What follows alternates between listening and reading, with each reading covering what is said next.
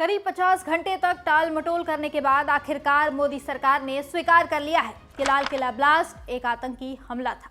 लेकिन सोचने वाली बात है कि इस दौरान सरकार ने एक बार भी पाकिस्तान का नाम क्यों नहीं लिया। अब ये कौन नहीं जानता कि भारत में हर आतंकी हमले के पीछे पाकिस्तान का ही हाथ होता है। पाकिस्तान के बिना कोई आतंकी हमला हो ही नहीं सकता।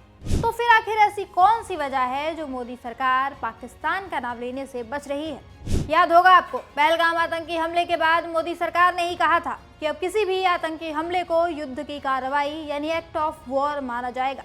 इधर सरकारी सूत्रों के हवाले से मीडिया में खबरें चल रही हैं कि ये ब्लास्ट पाकिस्तान स्थित जैश-ए-मोहम्मद से जुड़ा हुआ था, लेकिन फिर भी सरकार पाकिस्तान का नाम नहीं ले रही है, जबकि अब तक कार्रवाई शुरू हो जानी चाहिए थी।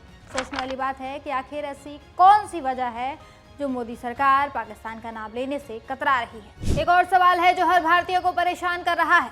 देश का हर एक नागरिक ये जानना चाहता है कि इस आतंकी हमले की जानकारी इंटेलिजेंस को कैसे नहीं हुई। आईबी, दिल्ली पुलिस, अमित शाह क्या कर रहे थे। देश में एक के बाद एक आतंकी हमले हो रहे हैं जो ये साबित कर रहे हैं कि गृह मंत्री अमित शाह देश की सुरक्षा संभाल नहीं पा रहे हैं। एक दौर था जब देश के मंत्री अपनी जिम्मेदारी निभाने में फेल होते थे तो इस्तीफा दे देते थे, देश से माफी मांगते थे।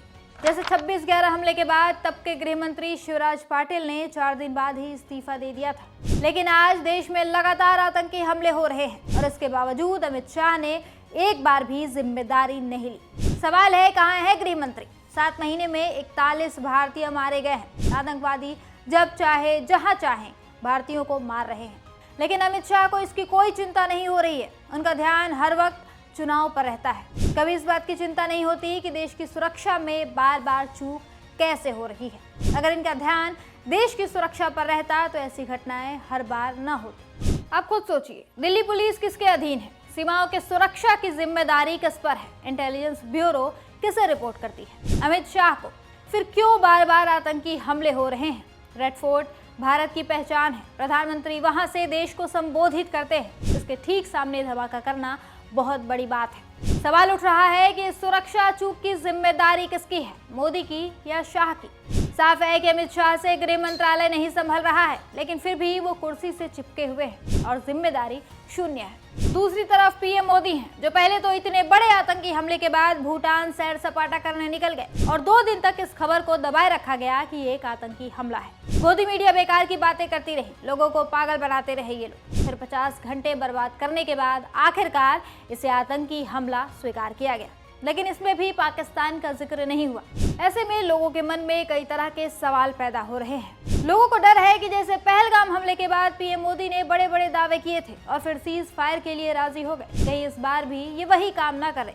लोगों का ये भी कहना है कि अगर पहलगाम हमले के बाद ही मोदी सरकार ने पाकिस्तान और उसके आतंकियों को सही सबक सिखाया होता तो आज ये लोग दूसरा हमला करने की हिम्मत नहीं करते। लेकिन सरकार ने सीज फायर का समझौता कर पाकिस्तान को एक बार फिर से मौका दे दिया।